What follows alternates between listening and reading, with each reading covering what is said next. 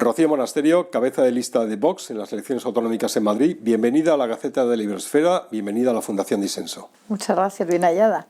Una curiosidad hoy, y usted me va a entender a la perfección, es día 20 de abril, y no lo digo por la canción. ¿Echa de menos los días 20? En otras palabras, ¿es la política todo lo que usted pensaba que sería cuando era empresaria? No, yo estoy en política precisamente porque he sufrido todo lo anterior, ¿no? Y no podía seguir sin involucrarme y comprometerme. Y es verdad que los días 20 del trimestre, los que hemos tenido que liquidar impuestos, pagar nóminas, lo tenemos especialmente grabado en mente. Y hoy lo que tenemos que estar los políticos es del lado de todos esos de la España que madruga, que hoy muchas empresas no han podido liquidar el IVA, por ejemplo, los autónomos, o el que tiene un local y lo tiene alquilado y tiene que pagar y resulta que ha rebajado a mitad la renta y que les está pasando mal. Y esa es la realidad en la que tenemos que estar nosotros, no en otra, no en historias y en ideologías de género y temas que no son fundamentales. Sin que parezca un anuncio de la ONCE, ¿ser cabeza de lista en Vox compensa? ¿Compensa? Pues claro que compensa. Compensa porque compensa luchar por las ideas en las que uno cree. Y yo creo que la gente de Vox compartimos unas ideas, un proyecto común para España y además queremos que trasciendan nuestras ideas, porque tenemos hijos y queremos dejarles una España mejor. Bueno, usted y yo nos conocemos desde hace tiempo. Hemos compartido muchas horas de radio, de televisión, incluso estuvimos una vez juntos en el programa de Pablo Iglesias cuando a Vox no lo llamaban ultraderecha. Pues supongo que porque entonces como fuerza extraparlamentaria no molestaban. Yo la veo igual, tiene las mismas ideas hace 6 o 7 años, cuando Abascal se subía a una caja con un megáfono y le hablaba a 25 personas, que ahora, la verdad, que son la tercera fuerza nacional, la primera en Cataluña nacional. Pero seguro que se me escapa algo. ¿En qué ha cambiado Rocío Monasterio en estos años?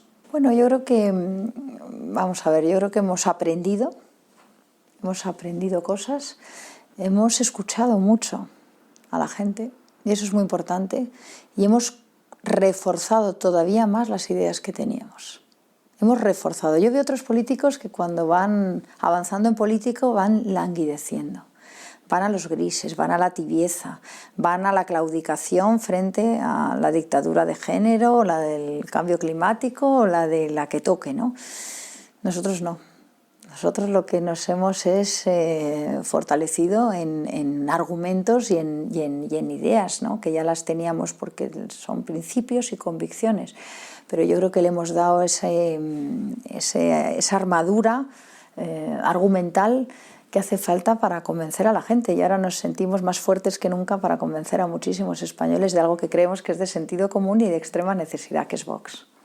La idea con la que nació Vox era la de ser un partido con influencia en la derecha. Bueno, mejor dicho, un grupo con la posibilidad de corregir las derivas socialdemócratas del Partido Popular. ¿Sigue siendo ese el plan o se ha quedado corto? A ver, yo nunca he tenido nada que ver con el Partido Popular, nunca lo he tenido como en referencia, ¿no? Pero el plan era comprometernos con España. Comprometernos con España. No podíamos seguir mirando el telediario como hacíamos algunos, quejándonos de lo que estaba pasando en España. Y como sentimos amor por nuestra patria, y eso está por encima de otras muchas cosas, pues necesitábamos comprometernos. Yo recuerdo un día que estaba yo con mi marido viendo un telediario y nos quejábamos de lo que pasaba, ¿no? Y aparecían los independentistas, los otros, los que querían, pues los bilduetarras. Y hubo un momento que nos quejábamos y por ahí pasó una niña pequeñaja que se plantó delante del televisor y dijo: sí, os quejáis, ¿y vosotros qué hacéis? Tenía toda la razón. ¿Y nosotros qué hacemos? Entonces, Vox nace de ese compromiso. Algunos lo tenemos en la política, pero cada uno lo puede tener en su lugar de trabajo, en la familia, en su fundación, en su asociación en la que ayuda a los demás. Ese es el compromiso por España, que es la que nos ha dado todas las oportunidades que hemos tenido. Y tenemos la obligación moral de devolver a la sociedad lo que nos ha dado. Yo he sido una afortunada. He podido educarme, he podido tener una vivienda, he podido tener una familia, tengo 4 hijos, soy una afortunada, pero tenemos la obligación de cada uno aportar algo, y yo creo que Vox es la suma de muchas personas con ese compromiso, y del compromiso, de la convicción y de los principios sale este proyecto para España, que es fundamental en este momento, es clave. En Madrid, la idea de la derecha política, y disculpe las etiquetas que ya realmente no sirven para mucho, bueno, siempre se ha asociado esta idea de la derecha con cayetanos, con pijos, con mucho polo de Lacoste saltando delante del balcón de Génova. Sin embargo, los mejores resultados de Vox se dan en los pueblos de lo que se llamaba o se llama todavía el Cinturón Rojo de Madrid. Pueblos, distritos trabajadores en los que Vox es en muchos de ellos la fuerza más votada. ¿Sabría explicar por qué? Bueno, lo que está claro es que la llamada izquierda, que yo tampoco me muevo ya por esas etiquetas, la realidad es que ha traicionado a la clase trabajadora. Ha abandonado todo aquello que les permitía prosperar. Han protegido justo a los grandes enemigos de la clase trabajadora. Ahora la izquierda protege las mafias de Ocupa. Es que precisamente arrebatan los ahorros que han puesto en las viviendas nuestros vecinos y los madrileños, ¿no? Ahora la izquierda protege a las mafias de manteros, que son los que amenazan a los comerciantes que están abriendo todos los días un local, pagando impuestos y ahí viendo a un mantero delante que se está riendo en sus narices. La gran desfachatez, ¿no?, de algunos que meten incluso en listas electorales a manteros. Ahora la izquierda ha traicionado a las mujeres, a las que nos decía que iba a velar por nuestra seguridad, y protege a las manadas de menas. Y por eso las niñas en muchos barrios de Madrid no se atreven a salir sin estar acompañadas por las calles, porque si se cruzan con algún grupo de menas, como estos del otro día del Parque del Oeste, que abusaron de esta niña de 16 años, bueno, pues claro, si la izquierda protege a los delincuentes, realmente estáis traicionando todo lo que habías defendido. Se han dedicado a las ideologías de género, la ideología del cambio climático, pero han abandonado pues lo que le lleva un pan a una familia todos los días a casa, ¿no? El poder prosperar, poder ganarse un sueldo, poder una empresa salir adelante, un pequeño comercio. Hemos abandonado al pequeño comercio. Hemos abandonado también, y pretenden abandonar, las tradiciones, las raíces, lo que hace culturalmente rico pues una nación, ¿no? Esa pluralidad que tenemos en España cultural, ¿no?, que al final es lo que le hace maravillosa, ¿no? Entonces abandonan todo eso, nos quieren convertir en una tabula rasa sin ningún tipo de identidad. Y además en esto está el consenso progre. El consenso progre se ha sumado también la derecha conservadora, liberal, se ha sumado al consenso de las ideas blanditas. Las ideas blanditas que huyen de todas las ideas fuertes porque las asocian con episodios que hubo en Europa. Y entonces huyen del concepto de patria, del concepto de nación, de la familia tradicional, de ser hombre o mujer, y piensan que todo es fluido, gris, y en todo te autodeterminas. Y esa es la gran equivocación de algunos que defienden la libertad y acaban en la autodeterminación. Y no entienden que hay cosas que es lo que somos, lo que sentimos, nuestras raíces. Esto es lo que venimos nosotros a reivindicar. Usted asegura que el voto a Vox será un voto seguro. Y usted sabe, porque no es una política profesional, que la desconfianza de los ciudadanos y sobre todo los trabajadores en las promesas electorales de los políticos es enorme. ¿Cómo garantiza usted que Vox no sucumbirá a la pragmática política, a esa realpolitik que dicen los alemanes? Bueno, yo creo que, a diferencia de otros políticos, muchos de los que estamos en Vox hemos entrado en la política perdiendo de nuestra vida anterior, otros enriqueciéndose, los del chalet de Galapagar, ¿verdad? Y nosotros entramos en política por convicciones. Y yo creo que nos han visto como, a pesar de los titulares, a pesar del ataque brutal de los medios, nosotros ante la adversidad nos crecemos y embestimos con más fuerza. Y nosotros ante los titulares engañosos y manipulados atacamos. Y nosotros ante los que nos insultan nos defendemos. Y nosotros donde nos dicen que no debemos ir es donde estamos, aunque nos tiren piedras. Y nosotros ante los adoquines verdades como puños. Y ese es el espíritu de Vox. Y ese es el espíritu que a otros les faltan, y por eso no han desmontado las políticas de la izquierda, porque aquí no solo hace falta conseguir que la izquierda no entre en los gobiernos, hace falta desmontar uno a uno a todas las políticas de la izquierda, que se han permitido y se han tolerado y se les ha permitido esta supremacía cultural. ¿Por qué? ¿Por qué la izquierda tiene la supremacía cultural en la educación, en absolutamente todos los aspectos? ¿Por qué se les ha dejado? Bueno, pues porque algunos que no pensaban igual tuvieron miedo y dejaron lo que pensaban para el interior de sus casas. Y fuera, no se atrevían a decirlo. Vox es la rebeldía en todo esto. Vox viene a hablar con claridad. Hablemos de inmigración. Ayer en una entrevista con nosotros, el congresista ecuatoriano Torres Cobo, de la Alianza por el Cambio del presidente Lasso, hizo cuentas y le salió que ya hay unos 50.000 ecuatorianos legales y nacionalizados que podrán votar en las elecciones. Usted tiene un discurso firme contra la inmigración ilegal. ¿Cómo pueden confiar los inmigrantes legales en Vox? Y sobre todo nuestros hermanos de toda la Iberosfera, esto es la Gaceta de la Iberosfera, que ya trabajan, viven y en muchos casos padecen junto a nosotros. ¿Por qué un inmigrante iberoamericano podría votar a Vox? Vox es el único partido que defiende de verdad los intereses de un inmigrante legal. Porque era un inmigrante legal que ha cumplido con todos los papeles, que ha esperado su cola, que ha cumplido y ha esperado a tener un contrato para hacer las cosas según se exigen en España, se siente injustamente tratado cuando se le da más privilegios al que ha saltado la valla de Melilla, ha atacado a las fuerzas y cuerpos de seguridad y que tiene más privilegios que el inmigrante legal. Es que además, lo que les perjudica además es cuando estos inmigrantes ilegales se ven abocados y a veces son víctimas de este sistema, de este efecto llamada y acaban delinquiendo, al final afecta a toda la inmigración y no puede ser y es injustísimo. Yo soy española de cuna, pero nacionalidad también cubana, ¿no? Y yo he visto como muchas de mis compatriotas y muchos en otros lugares, en Nicaragua, en Bolivia, en Venezuela, México, en todos, Ecuador, han tenido que huir buscando prosperidad. Yo creo que nosotros les damos la bienvenida, porque han demostrado que vienen a prosperar, pero cuando entran de forma legal, que es lo que estamos defendiendo. Y yo creo que los inmigrantes legales son los que se van a poner a la cabeza de la manifestación en Vox para defender nuestro discurso. Ya lo están haciendo, se ven vídeos por todos sitios en la red, ¿no? Porque ven que es la mayor amenaza a su prosperidad es precisamente este efecto llamada a la inmigración ilegal, que amenaza sus sueldos, amenaza su reputación a veces, porque a veces también les afecta y amenaza y se les da unos privilegios que es injusto para ellos.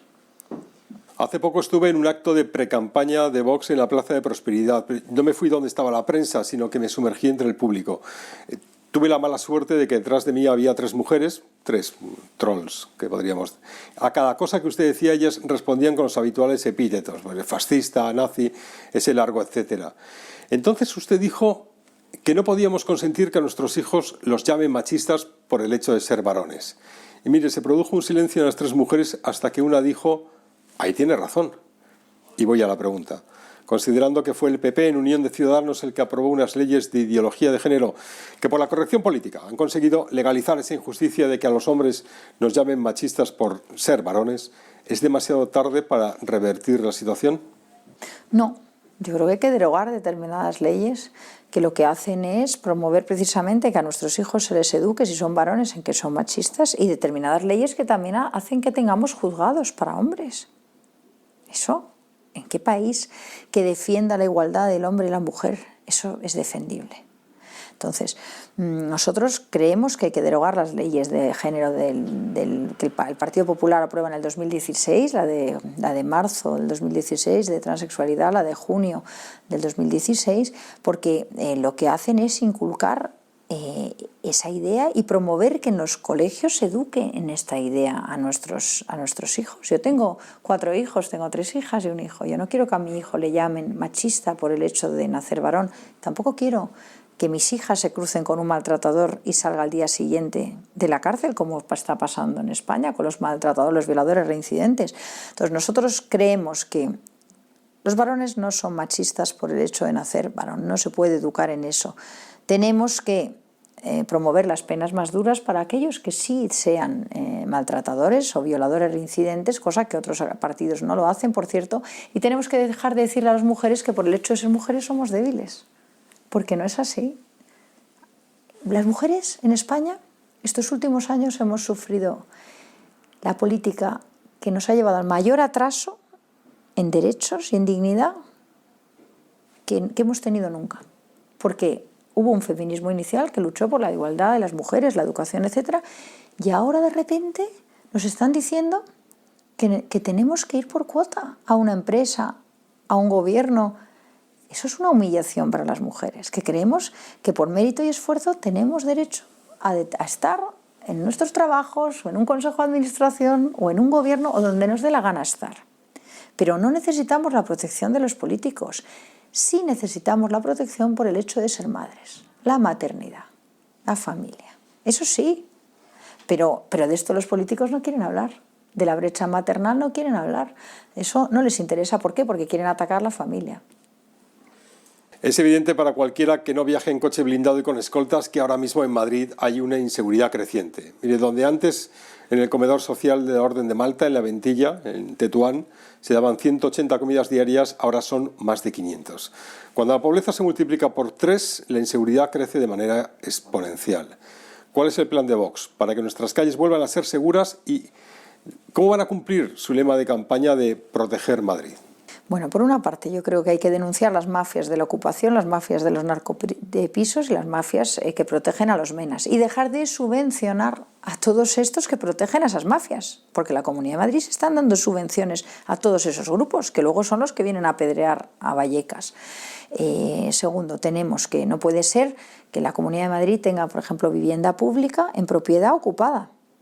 El otro día un vecino nos decía, no, es que tengo delante un edificio de la Comunidad de Madrid entero ocupado. Es que mi vivienda ha caído a la mitad, en un barrio trabajador. Es que no la puedo vender, porque no cubro ni la hipoteca ni lo que debo de hipoteca. Y era porque delante tenía un edificio enteramente ocupado de la Comunidad de Madrid. ¿Cómo vamos a hablar de que vamos a proteger a los madrileños si la Comunidad de Madrid no es capaz ni siquiera de proteger las viviendas que tiene en propiedad?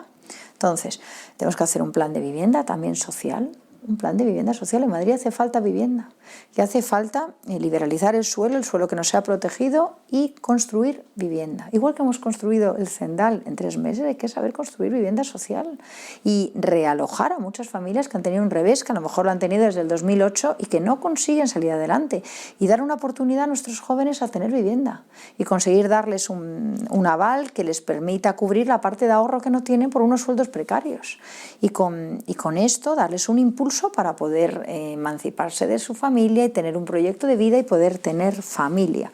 El tema de la ocupación también hay que fortalecer los equipos de lanzamiento jurídicos, de manera que con 11 equipos no hacemos nada, necesitamos duplicar a 22, porque hace falta acelerar todo el proceso de desalojo de esas viviendas cuando son ocupadas. Hace falta acabar con cerrar los centros de menas, repatriar la inmigración ilegal a sus casas y dejar de dar 4.700 euros al mes por plaza, y esos recursos tienen que estar para ayudar a esa pensionista que está con 400 euros ahora mismo al mes y que a muchas me las encuentro yo en las colas del hambre, porque no solo están viviendo de la pensión ellas o ellos, sino que están viviendo sus hijos y sus nietos. Y eso es lo que me encuentro yo en las colas del hambre, a abuelas que están ahí pidiendo un tupper más porque tienen nietos y no les da la pensión, y tienen a todos en casa para que luego esta izquierda se atreva a meterse con la familia. Usted viene de visitar un narcopiso en Carabanchel Bajo y ha hablado con los vecinos que están hartos, dicen, de la inseguridad. Mire, ya solo con su presencia allí, usted sabe que ha adquirido un compromiso con esos vecinos, le voten o no. Sí, es verdad. Nosotros íbamos a hablar con algunos vecinos y aparecieron mucho más ese día en Carabanchel. Eran gente que no había votado a Vox nunca. Y había madres que tenían miedo porque que sus hijas salieran a la calle, precisamente por el tema de los menas. Y nosotros nos hemos comprometido a acabar con esta asignación de 4.700 euros por plaza y de cerrar centros de menas como el de Batán o de Hortaleza. Y eso hay que hacerlo. Y hay que conseguir que desde el gobierno de Sánchez tengan una política de repatriar la inmigración ilegal. Otros gobiernos socialistas fueron más duros con la inmigración ilegal. Luego vino Aznar y fue más blando. Aumentó en 3 millones más todavía los inmigrantes ilegales. Entonces estas son las políticas que hace la supuesta derecha cuando llega al poder. Nosotros creemos que aquí lo que hay que hacer es cambiar radicalmente de las políticas, control de las fronteras, y si no hacemos esto perderemos la seguridad en los barrios, pero no en algunos barrios, en todos los barrios de Madrid, que a mí me están llamando de barrios, de todo el tipo de barrios, de nivel adquisitivo alto, también con viviendas ocupadas. Entonces, Los colegios lo están viendo con supermercados de la droga, como el de Carabanchel del otro día, que las madres ya estaban desesperadas, que se metían a trapichear entre las colas de los niños mientras que estaban esperando para entrar, y que decían que habían arrastrado a muchos de ellos a las redes del narcotráfico. Entonces, en estos temas no podemos fallar, porque da igual que nos digan que tenemos libertad si no tenemos seguridad. ¿De qué te sirve tener libertad si con una niña con 15 años no puede salir a la calle porque tiene miedo? ¿De qué te sirve que te digan que tienes libertad si cuando resulta que estás trabajando, padre y madre, tu hijo va al colegio y por el camino se encuentra con uno de estos narcotraficantes que lo arrastran hasta las redes? ¿De qué te sirve? ¿De qué te sirve decir que tienes libertad si todos tus ahorros los tienes en un piso que resulta que es ocupado y durante años tienes tu piso ocupado? ¿De qué te sirve la libertad? Si han atacado tu seguridad, han atacado tus ahorros, han atacado tu dignidad, ¿no? Pues esto es de lo que queremos hablar. Hablemos de despilfarro político. La percepción es general, es evidente, además, desde hace muchísimos años. ¿Cuánto se puede recortar el despilfarro en una comunidad autónoma como la de Madrid y cuál es la propuesta concreta de Vox, considerando que dentro de 2 años a usted se le va a juzgar por sus promesas de hoy? Mira, yo he estado 2 años en la Asamblea de Madrid y me ponía de muy mal humor cuando pasaba por ese gran edificio vacío, donde se supone que trabajan 136 diputados, que yo no los he visto nunca, cobrando 4.500 euros al mes, todos. Y que en 2 años se ha aprobado una ley. Yo creo que ya no podemos ir a dar lecciones a la gente si nosotros no nos apretamos el cinturón. Hay que reducir a la mitad el número de diputados. Hay que reducir a la mitad el número de consejerías, 13 consejerías, con 7 sobran. Y además ya funciona el gobierno de la Comunidad de Madrid con 7. Y con todo lo que traen detrás, viceconsejerías, direcciones generales, etcétera, etcétera, fuera. Tenemos 62 millones de euros en gastos de promoción de consejerías. Y si entramos a mirar qué es gastos de promoción, resulta que ahí se mete de todo: catering, banderitas, cestas de aceite. ¿De verdad? 62 millones de euros en vídeos de promoción de las consejerías para ensalzar a los consejeros, para que cuenten sus 62 millones de euros. Es que es casi un hospital. Entonces, luego tenemos un montón de entes, fundaciones, asociaciones que reciben mucho dinero y que nadie te sabe decir a qué se dedican. Y sumas y de subvenciones, un plan estratégico de subvenciones en que nadie sabe a qué se dedican esas subvenciones. Parte se dedican a estos grupos que luego vienen a apedrearnos, que están fuertemente subvencionados con determinados colectivos y que, como algunos tienen miedo a quitarles la subvención porque les monten una manifestación delante de la Asamblea de Madrid, se les sigue engrasando. Entonces Vox viene a desmontar todo eso. Creemos que podemos, hicimos un plan en los presupuestos para 100 millones al año de reducción de gasto político, pero yo creo que podemos llegar mucho más allá. ¿Y con eso qué queremos hacer? Bajar los impuestos y mejorar la sanidad, la educación y la emergencia social, las dotaciones para el que lo necesita. Ya he escuchado a políticos de izquierda, a tertulianos, asegurar que eso es el chocolate del loro.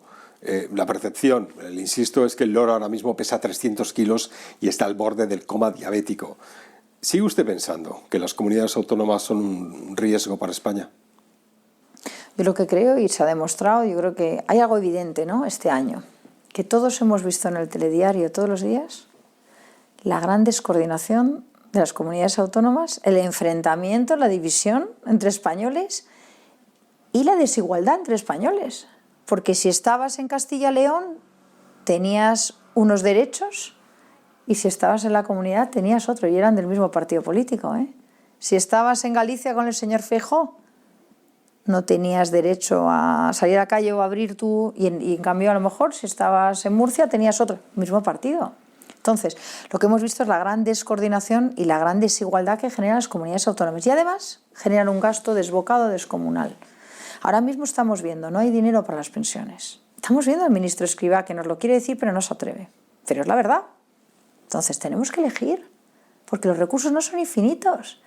Y si alguien piensa que Europa nos va a resolver todo, está muy engañado. Y si alguien piensa que Sánchez dice la verdad, está muy engañado. Entonces nos han contado ahora lo de los fondos como si fueran a llegar de manera inminente. No es verdad. Es mentira. Es otra mentira de Sánchez, igual que la de las mascarillas, igual que la de las vacunas, igual. Tantas mentiras. Entonces, O hacemos este ejercicio de ajustar el gasto político ineficaz y dedicarlo a lo que de verdad importa, a la sanidad, a la educación, a la dependencia, a la emergencia social, a proteger a las familias, o no vamos a salir adelante. ¿Y hay que sacrificar el bienestar de los políticos? Sí. Pero lo que yo no estoy dispuesta a sacrificar es el bienestar de los españoles. Entonces en eso vamos a estar y el sistema autonómico amenaza el bienestar de los españoles, con lo cual hay que hacer una reducción y empezando por desmontarlo a la mitad, un Parlamento como el de Madrid. Es el primer paso del desmontaje.